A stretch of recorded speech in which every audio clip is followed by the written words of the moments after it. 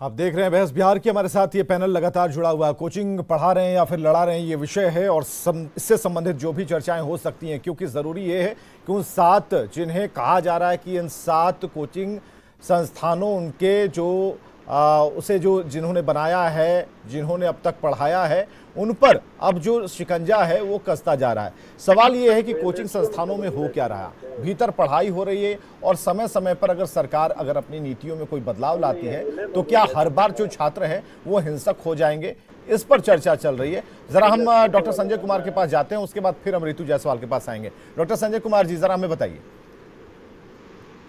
कैसी पढ़ाई चल रही है कि जो नहीं, पढ़ाने वाला शिक्षक चाहे वो यूनिवर्सिटी का हो, कोचिंग का हो या प्राइमरी स्कूल का हो, शिक्षक जो है वो मैं नहीं समझता हूं कि कभी भी कोई वैसी सलाह, कोई वैसी बात बोलेगा जिससे बच्चे प्रोवोक होकर के इस तरह का हिंसक तरीका अपनाने पर उतारू हो जाएं। लेकिन जो यूट्यूबर हैं, जो यूट्यूब का जो ज़माना है, चूँकि विजुअल का ज़माना है, कभी कभी शिक्षक जो मसीहा का रोल में आने लगते हैं और लगता है कि चीज़ों को इस तरह से हम इंटरप्रेट करें, लड़के कंफ्यूज हो जाते हैं, बच्चे कंफ्यूज हो जाते हैं और वहाँ पर इन पर उंगली उठती है, वहाँ पर इन पर सवाल होता है कि आप कहीं से भी बच्चों को कुछ वैसी बात ना कह दें।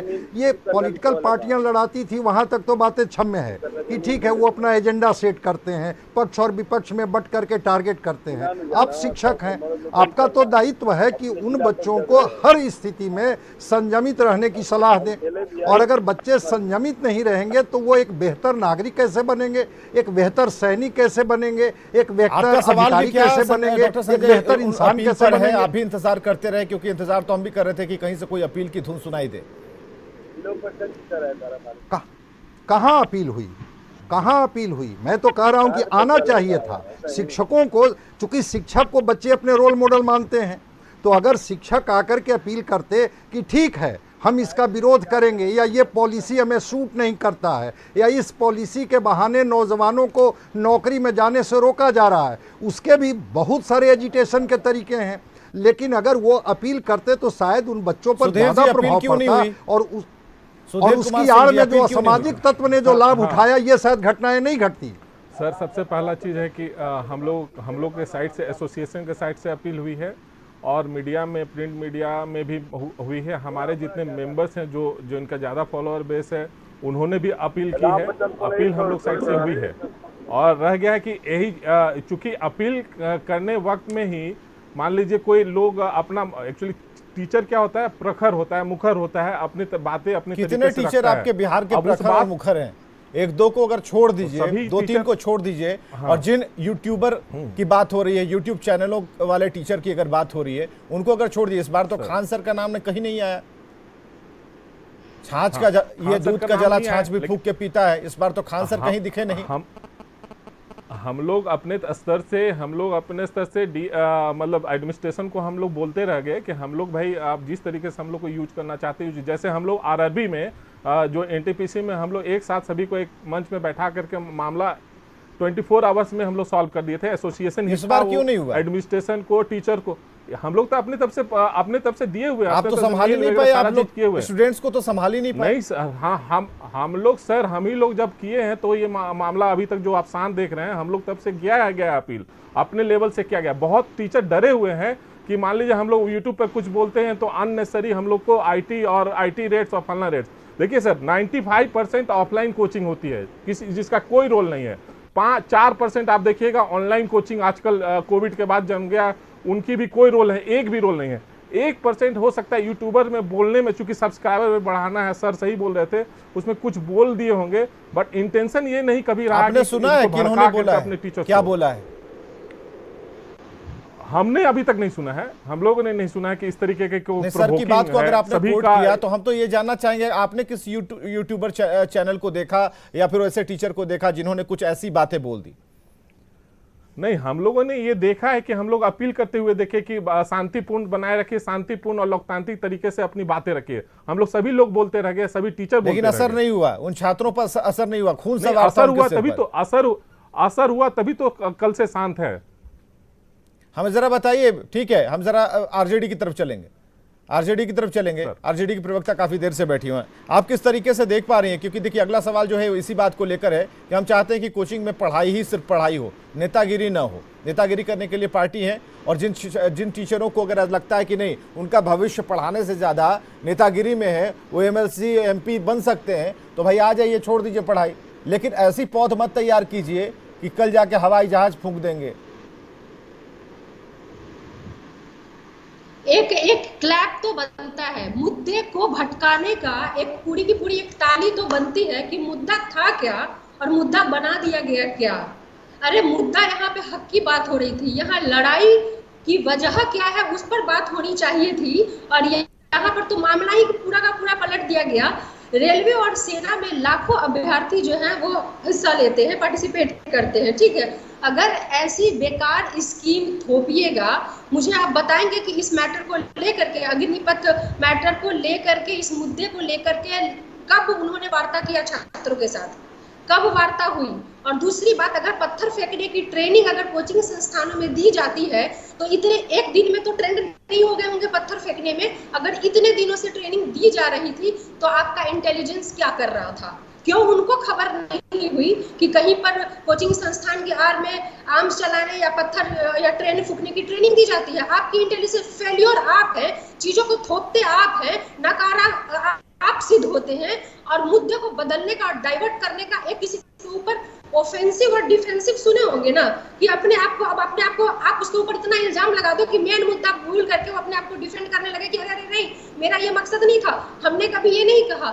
जबकि जो मैंने सुने हैं स्टेटमेंट, उन्होंने साफ कहा है कि मैं किसी भी तरह के अहिंसा के खिलाफ हूँ और किसी भी तरह की हिंसा की घटना नहीं होनी चाहिए, और मैं हिंसा के खिलाफ हूँ, ऐसे शब्द का बोला गया है। और ध्यान से सुनिएगा वीडियो में, तो लगा किसी भी तरह के हिंसा के खिलाफ हूँ, ये शब्द बोला गया है। तो किसी को सीधा है ना कि मुद्दा को भटकाने की राजनीति नहीं होनी चाहिए। ये पूरी की पूरी तरह से सरकार का फेल्योर है। अपने इंटेलिजेंस को चौकस रखें, इन सब बातों पे ध्यान देने की ज्यादा जरूरत है। लेकिन क्या आप अभी भी उसी बात पर हैं? लेकिन हम तो उस हिंसा पर भी सवाल खड़े कर रहे हैं ना रितु जायसवाल जी। वो हिंसा कहीं से भी जायज नहीं थी, तो शांतिपूर्ण तरीके से किया गया। कृषि कानून को जो नहीं, मांग तो अपनी जगह है ना, मांग अपनी जगह है, लेकिन हिंसा को कितनी जगह मिलनी चाहिए? जो कुछ भी हुआ वो अच्छा नहीं लगता ना। अब सोचिए कि नहीं, सुनिए रितु जी, हम बता रहे हैं पटना से ही रितु जी पटना से ही हमारे माता पिता आने वाले थे। रितु जी, पटना से हमारे ही माता पिता आने वाले थे, मना कर दिया ना हमने, मना कर दिया कि मत आइएगा, मना कर दिया। बहुत चिंतित थे कि हो क्या रहा है। देखिए, राजनीति अपनी जगह है, लेकिन जो कुछ भी हुआ हिंसात्मक कदम तो नहीं उठाना चाहिए ना। तो भाई आप जाकर के, अगर किसी के, वो इसके पीछे कोई भी नहीं है, वो बच्चे जिनका करियर बर्बाद हुआ, जिनके साथ धोखाधड़ी हुई, रातों रात जिस एग्जाम में नोटिफिकेशन बदल दिए गए, नियम कानून बदल दिए गए, जो 4 साल से तैयारी कर रहे थे, जिनका एग्जाम क्रैक हो गया, उनकी बहाली होने वाली थी, जिन जो आज सुसाइड भी कर ली है। तो सरकार ने कह दिया ना, सरकार ने तो अब निश्चय कर दिया, अब तो कह दिया कि रोल बैक नहीं करेंगे। स्पष्ट चीजें हो गई ना, सरकार बैकफुट पर नहीं आएगी ना। अब बताइए, जितनी ट्रेन तो भाई बच्चों को कौन सिखा रहा है? अगर इतना ही पावर अगर कोचिंग संस्थान में होता तो रोज सरकार गिरती, रोज सरकार नहीं बनती और रोज सरकारें गिर जाती। अगर ये बात तो आंदोलन की है ना। पढ़े लिखे बच्चे को, उसको जिसके ऊपर जो है गाज गिरी है इतनी बड़ी, उसको कोई उकसा नहीं सकता है। उकसाने के लिए सरकार ही काफी है, जो इस तरह का बड़ा बदलाव लेकर के आई है, बिना संवाद किए हुए, बिना पब्लिक डोमेन में डाले हुए। तो आप लोगों का भी तो काम था कि अगर वो उग्र हो रहे थे, अगर कम उम्र में वो उग्र हो रहे थे, तो आप लोगों का ही तो काम था कि कम से कम शांत कराते। तो आप लोगों ने प्रयास क्यों नहीं? ठीक है, सरकार कुछ ऐसा लेकर आ गई कि छात्र भड़क गए, आपका रोल क्या था इसमें? हमने हमेशा से ही शांतिपूर्ण तरीके से जो भी प्रोटेस्ट करना है उसके लिए अपील किया। बताइए किस पार्टी ने, हम तो कहते हैं, हम तो आरजेडी की बात कर रहे हैं। हम तो तेजस्वी यादव की ट्वीट को देखते हैं। तेजस्वी यादव, लालू प्रसाद ने ट्वीट किया तो हम उसे मानक मानते हैं। बताइए कि कहाँ ट्वीट हुआ, और हम चाहते थे, क्योंकि किसी भी तरह के हिंसा के विरोध में है। उन्होंने कहा किसी भी तरह की हिंसा नहीं होनी चाहिए। उन्होंने बराबर अपील किया है कि शांतिपूर्ण प्रोटेस्ट आपका अधिकार है। तो आप कभी कह भी रहे हैं कि बताया नहीं शांतिपूर्ण गया है। अधिकार है, और उधर उधर उस तरफ जो है बंद की बात की जा रही है कि बंद को हम नैतिक सपोर्ट करेंगे। इससे तो बच्चों आप को समझिए समझ में आता है, ठीक दो है। तरह की बात तो आप ही लोग कर रहे थे। कानून शांतिपूर्ण तरीके से कोई चल सकता है क्या? जो कृषि कानून का नहीं, विरोध दोनों हुआ दोनों और चित और पट दोनों आप लोग कैसे करेंगे? फिर किसी एक पक्ष में लेकिन रहिए ना। सरकार करना क्या है? नैतिक सरकार- समर्थन देना था बंद को, वो कर देते, चुनाव छात्रों को भी लगता सरकार- हम हैं भी और नहीं भी हैं। तो ये सरकार चुनाव को देख करके चलती है। चुनाव है तो वो परिणाम भी कर लेंगे और कानून, कृषि कानून की तरह वापस भी ले लेंगे। तो ये वो प्रेमरंजन सरकार है पटेल जो जी, चुनाव प्रेमरंजन पटेल जी, है। सवाल बार बार ऋतु जायसवाल आप ही से जानना चाह रही हैं, मेरी नहीं सुनना चाह रही हैं। विवेक जी, आपसे विवेक पूछ जी, रही हैं, आप ही विवेक जी, बताइए। सबसे हाँ। पहले तो विवेक जी, सबसे पहले तो जवाब दे दूं हाँ। कि कोई भी कानून बनता है या कोई भी योजना बनती है तो सब लोगों से पूछ कर करके बात करके नहीं होती है। ये कोई नई योजना नहीं है, कई दशकों से इस पर विचार हो रहा था, इस पर सारे जो ऐसे मंथन चल रहे थे, सब काम हो रहे थे। ये किसी को बताने की आवश्यकता नहीं थी। ये रक्षा से जुड़ा हुआ मामला है, देश से जुड़ा हुआ मामला है, देश की सुरक्षा से जुड़ा हुआ मामला है। इसमें जो है से किसी से पूछ करके, किसी से बात कर करके ये नहीं लागू किया जा सकता था, और इससे अच्छी योजना नहीं हो सकती है। कृषि कानून की बात करते हैं, कृषि कानून कोई खराब था क्या? छोटे से पार्ट में चंद मुट्ठी भर लोगों के आंदोलन के कारण इतना बढ़िया कानून जिसका लाभ किसानों को, पूरे देश के किसानों को नहीं लेने दिया गया। उसी प्रकार से इसमें भी अग्निपथ योजना के भी माध्यम से अग्निवीरों के लिए जो योजना लाई गई है, युवाओं के लिए, जो 4 वर्षों के अंदर में उनको एक स्किल्ड करने की योजना है और राष्ट्र और समाज से जोड़ने की योजना है। आप ये जवाब ऋतु जायसवाल को दे रहे हैं, जोड़ने की योजना है। इसके खिलाफ भड़काने का काम कर रहे हैं। कोई बता दीजिए कि इनके समय में जब राजद की शासन थी बिहार में और उसमें हत्या होता था, अपहरण होता था, डकैती होता था, लूट की घटनाएं, तो ये पूछ करके करते थे, क्या करवाते थे? और उसके तार जो है मुख्यमंत्री निवास से जुड़े होते थे। ये पूछ कर करके करवाया जाता था क्या? किसी से बात कर करके कि हम हत्या करवाएंगे, हम अपहरण करवाएंगे, हम लूट करवाएंगे? बताइए आप लोग करें कि नहीं करें? अच्छा, एक बात बताइए, छोड़िए, समय काफी कम है। प्रेमरंजन पटेल जी, लोगों ने किया है, जेडीयू ने तो पहले ही कह दिया, नहीं प्रेमरंजन पटेल जी, जेडीयू ने तो पहले ही कह दिया कि पुनर्विचार किया जाए।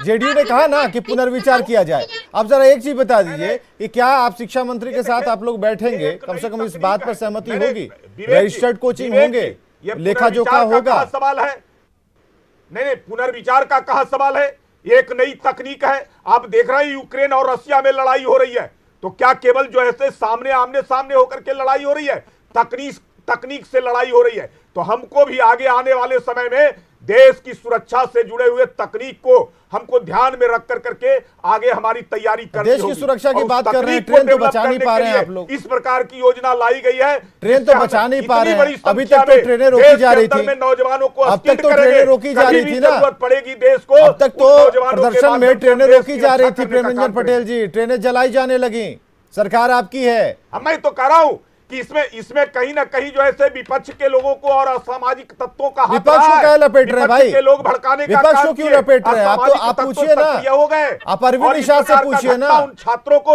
छात्रों के भविष्य को बिगाड़ने का काम किया है। अब बता दीजिए, आप आरजेडी को कहा कि नहीं लपेट रहे हैं? आप बोलिए ना, जेडीयू को बोलिए। अरविंद निषाद है ना फोन लाइन पर, बोलिए उन्हें। नहीं होगा, हर चीज से वंचित होंगे, उनके भविष्य के साथ खिलवाड़ इन लोगों ने करने का काम किया है। विपक्ष के लोगों ने भड़का करके, अच्छा, विपक्ष के लोगों ने जेडीयू को भी भड़का दिया क्या आपके खिलाफ? भविष्य बनाएंगे। हमारी चिंता हमारे देश की भविष्य और नौजवानों की भविष्य की है। ये लोग देश का और नौजवानों के भविष्य को बिगाड़ने में लगे हुए हैं। इनको कोई मतलब नहीं है, इनको तो सत्ता चाहिए। अपनी सत्ता के लिए कुछ भी करेंगे, ट्रेन जलवा देंगे, आग लगवा देंगे, सरकारी संपत्तियों का नुकसान कर देंगे। कुर्सी चाहिए, और कुर्सी जब मिल जाता है तो अपनी आप सरकार भी चलाना चाहते हैं, सरकार भी बने रहना चाहते हैं। आप चाहते क्या है प्रेमरंजन पटेल जी? कैसे हो गए? कोई पढ़ लिख कर क्या है? जो नौजवान कोचिंग कर रहा था, पढ़ाई कर रहा था, उसको अगर 4 साल का ट्रेनिंग मिलेगा, उसको आपने भड़का कर करके उनके भविष्य को बिगाड़ने का काम किया है। भड़काने का काम किया है।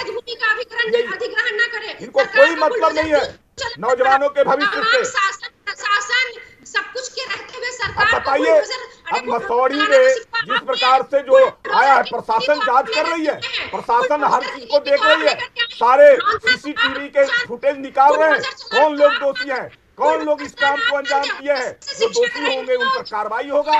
मसौरी में गांधी मैदान में कौन लोग इकट्ठा हुए थे एक दिन पहले इकट्ठे होकर के? मैं तो मीडिया में ही देखा हूं कि लोग इकट्ठे होकर करके और वहां लोगों को कहा गया कि आगे कैसे कैसे और क्या क्या करना है। इस प्रकार से ट्रेन और स्टेशन को जलाया गया है। ये इस काम को अगर जो है करवाने में आपको लाभ मिलता है, अगर इससे सत्ता प्राप्ति तो आपको नहीं आने वाला है। ये चलिए तो एक प्रॉमिस करके जाइए। प्रेमरंजन पटेल जी डिबेट खत्म करने जा रहे हैं। प्रेमरंजन पटेल जी डिबेट खत्म करने जा रहे हैं। प्रेमरंजन पटेल जी रुक जाइए, अब रुक जाइए। अब विपक्ष नहीं, आप एक प्रॉमिस करके जाइए कि आप लोग बैठिएगा जेडीयू वालों के साथ, ठीक है? और अगर होगा तो आरजेडी वालों को भी बिठाइएगा अपने साथ, सुधीर जी को भी ले लीजिएगा। कुछ ऐसा नियम कानून कुछ बढ़िया कानून बनाइए ना।